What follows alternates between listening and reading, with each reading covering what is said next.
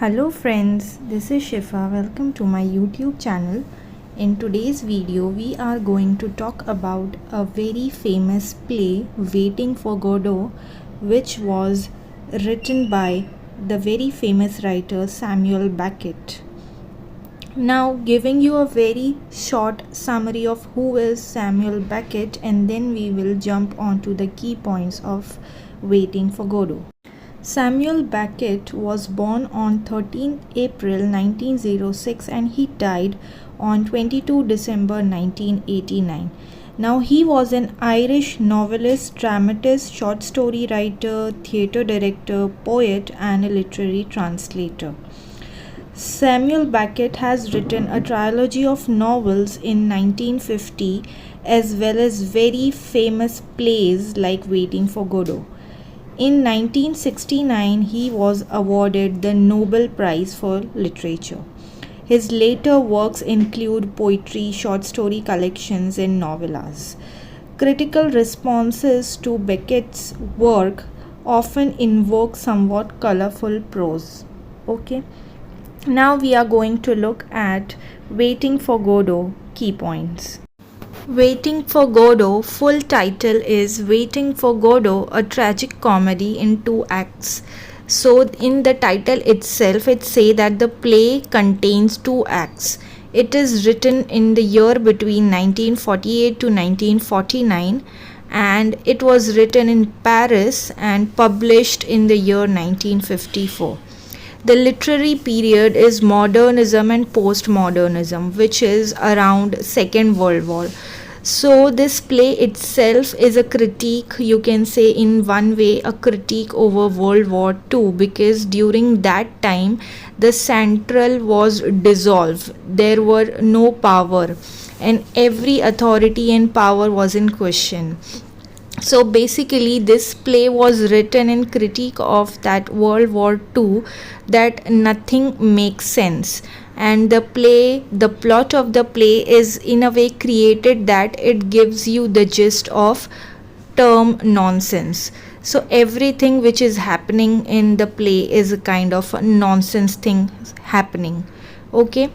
The genre, as I said, it is a drama, tragic comedy, a mixture of tragedy and comedy, and it is a theatre of the word absurd.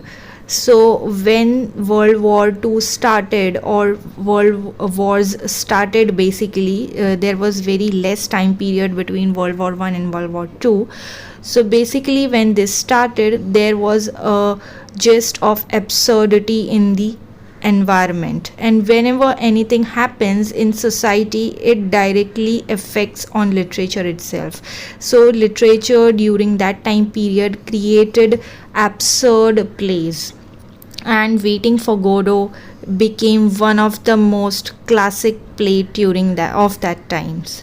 The setting is kept of the play is kept on a side of an unidentified road near a tree and very unspecified time. So as I said, the play is absurd, so nothing is fixed, nothing is you can say specific, everything is unidentified, unspecified.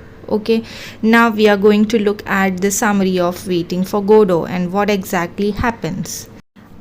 Play starts with the 2 characters, Vladimir and Estrogen. They are waiting at the side of the road near a tree and they are agreeing on one term, one sentence, and that is nothing to be done. Estrogen struggles to take off one of his boots and Vladimir asks Estrogen if he has ever read the Bible. Estrogen says that all he remembers is some colored map of a holy land, to which Vladimir tells Estrogen about the 2 thieves which was crucified along with Jesus. One of the Gospels says that one of the thieves was saved, but Vladimir wonders if this is true because there is no proof of what Estrogen is saying to him. Now Estrogen wants to leave, but Vladimir reminds him that they are waiting here for Godot.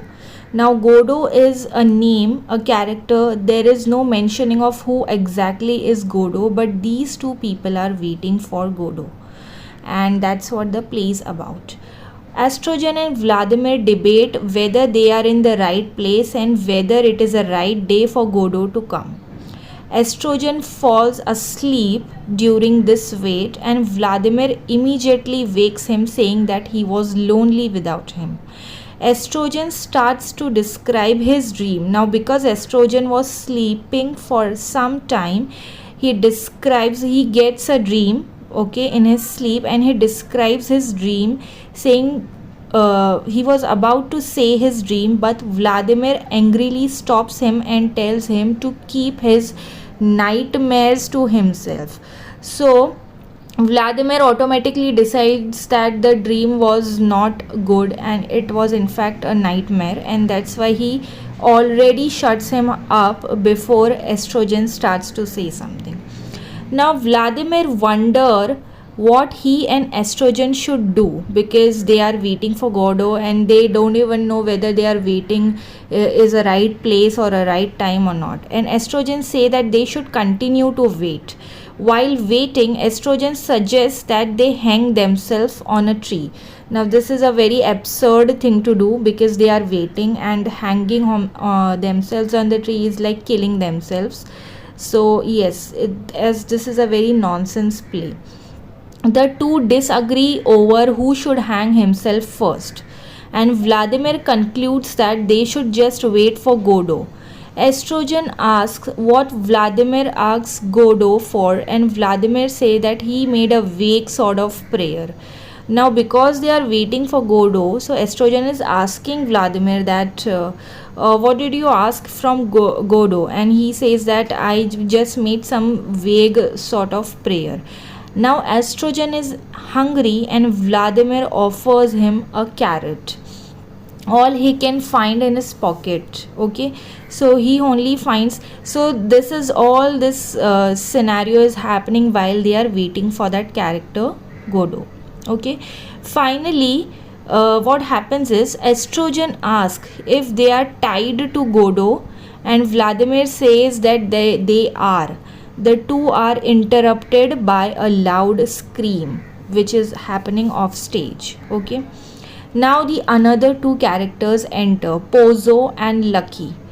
Pozo drives Lucky forward with a whip like a pack animal with a rope tied around his neck. Now Pozo is treating Lucky as if that Lucky is a slave. He is treating Pozo like an animal very rudely. Okay, Lucky is forced to carry Pozo's thing. Estrogen asks if this is Godot, but then Pozo introduces himself.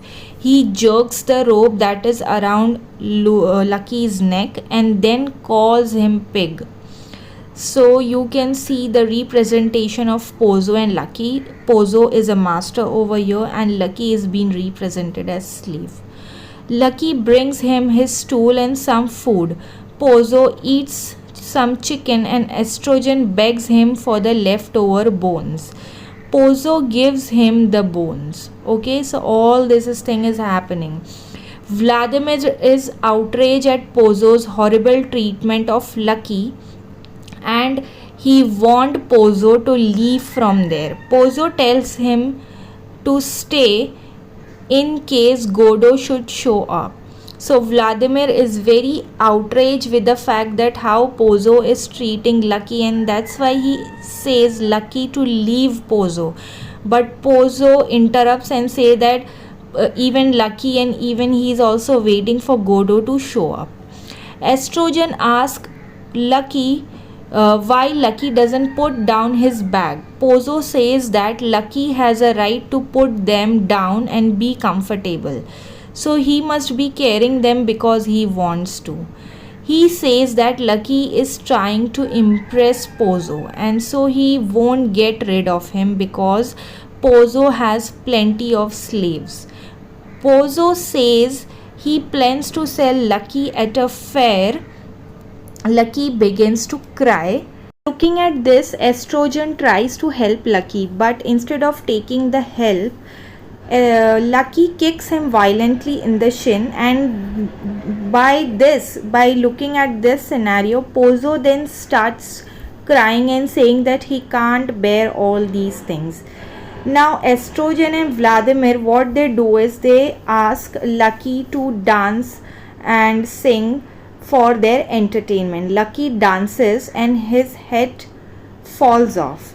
Pozo says that Lucky needs his head to think, so Vladimir places it back on Lucky's head, and Lucky start rambling a monologue. And what is monologue? Monologue is in a way a kind of a speech which we give, like speak out. Pozo prepares to leave and say goodbye to Vladimir and Estrogen. So now what happens is Pozo and Lucky, they eventually leave, and Estrogen and what do you say, Vladimir, they are now waiting. Now Estrogen is saying that I am also leaving, there is no point in waiting for that person Godot. But at that time period a boy comes and he says that he has bought a message. He is working for Godot, and he says that Godot is not going to come today, but he is going to come tomorrow, the next day. Okay, and the boy leaves Estrogen and Vladimir.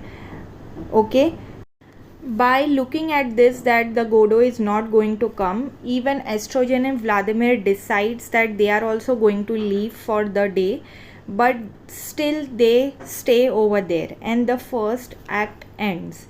Now the second acts begin the next day in the same location and at the same time. Vladimir enters and sings. Estrogen enters and tells Vladimir that he was beaten the previous night for no reason. Now Vladimir and Estrogen, they are happy to see each other again, and Estrogen asks what they should do. Vladimir tells him that they should wait for Godot. Vladimir mentioned Pozo and Lucky, and Estrogen don't remember who are these people. Okay, so Vladimir is in a kind of way saying that the previous day we were having a talk with these two people, but Estrogen don't remember such people. He also didn't recognize the place where they are waiting from the day before. Vladimir say that he and Estrogen picked grapes for the same man a long time ago in the Macan country, but Estrogen even don't remember this thing. So Estrogen is not able to remember anything which has happened the previous day. After a long silence, Vladimir asks Estrogen to talk about anything, but the two struggle to find something to talk about. Vladimir asks if Estrogen really don't remember anything about Lucky and Pozo. Estrogen remembers someone kicking him and remember the chicken bones he got from Pozo. Vladimir offers Estrogen a radish now, okay, because he has no carrots. Estrogen falls asleep, but then he wakes up. He begins to tell Vladimir about his dream, but Vladimir interrupts him and tells him that not to describe his dream. Now again Estrogen wants to leave, but Vladimir reminds him that they are here for Godot. They are waiting for him. Vladimir noticed Lucky's hat lying on the ground and he tries it on. He and Estrogen trades their heads and Lucky's head back and forth, trying different ones on. Now what they are doing, they are playing these two characters, Pozo and Lucky. So what Vladimir and Estrogen are actually playing these two characters. Now what happens is Estrogen leave the stage for a moment and then returns and say that they are coming. They. Now here who are they? It is not mentioned. He and Vladimir hold lookouts at either end of the stage, so they look here and there that from where they are coming. After insulting each other, they make up an embrace. Now again Pozo and Lucky enter. Pozo is now blind, following closely behind Lucky. Lucky stops when he sees Vladimir and Estrogen, and Pozo and Lucky bumps into each other. They fell on the ground. Now Pozo cries for help, and offers money in return for any assistance. Vladimir decides to help Pozo but fall over himself in the process. Estrogen tries to help Vladimir, but he also falls in that process. And for some time being, none of the characters are able to get up, while Estrogen suddenly suggests that he and Vladimir try to stand up and they are able to get up easily. Now, Estrogen wants to leave again, but Vladimir tells him to keep waiting. He suggests that in the meantime they should help Pozo to get up. Okay, now they stand Pozo up, and now they are not remembering either of them from the previous day. Pozo asks what time it is, and Estrogen thinks it is morning, while Vladimir thinks that it is evening. Okay. Vladimir asks when Pozo went blind, and Pozo says that the blind has no notion of time. He asks Estrogen to check on Lucky. Estrogen goes over to Lucky and kicks him repeatedly. Pozo shouts and yanks on Lucky's rope.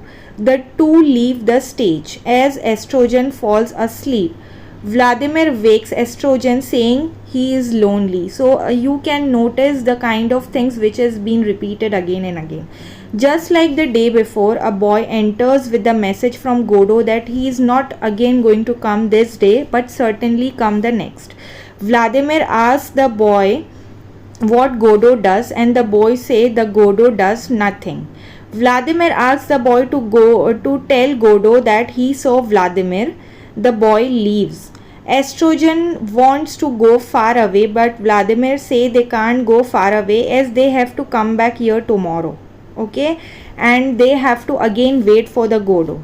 Estrogen suggests that they hang themselves on the tree using his belt, but when they test the belt's strength by pulling on either end, it breaks. Vladimir and Estrogen prepare to leave for the night because they say that they are going to come again tomorrow to wait for Godot. They say they are going to leave, but neither moves. And with this, the act 2 also ends. This play exactly portray what was happening in the World War II. So a humor is used and absurdity is used to critique on the play. The characters waiting, the boredom created, the kind of nihilism which is being represented, it perfectly portrays modernism and postmodernism, the dissolving of center. Nobody is knowing what time it is, where they are, when is Godot going to come. And Godot is in a way a hope. It is a symbolism of God. It might be a symbolism of God over here. And very important thing about here, that one of the important theme is also about time. Okay, so nobody is knowing what time is it morning, is it evening. So obviously when it comes to war, the idea of time also get dissolves. The kind of critique on humanity and the kind of critique on suffering, it is used over here through the character Pozo and Lucky. The theme of dignity. Okay, so all these has been discussed in this play, portraying the time period of that particular world war.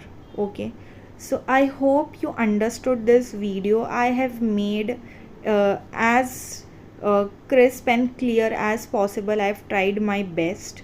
I hope you like this video. I hope you understood it. And if you do, please if you want more such videos, please subscribe to my channel and have faith in me. Thank you. Bye bye. See you.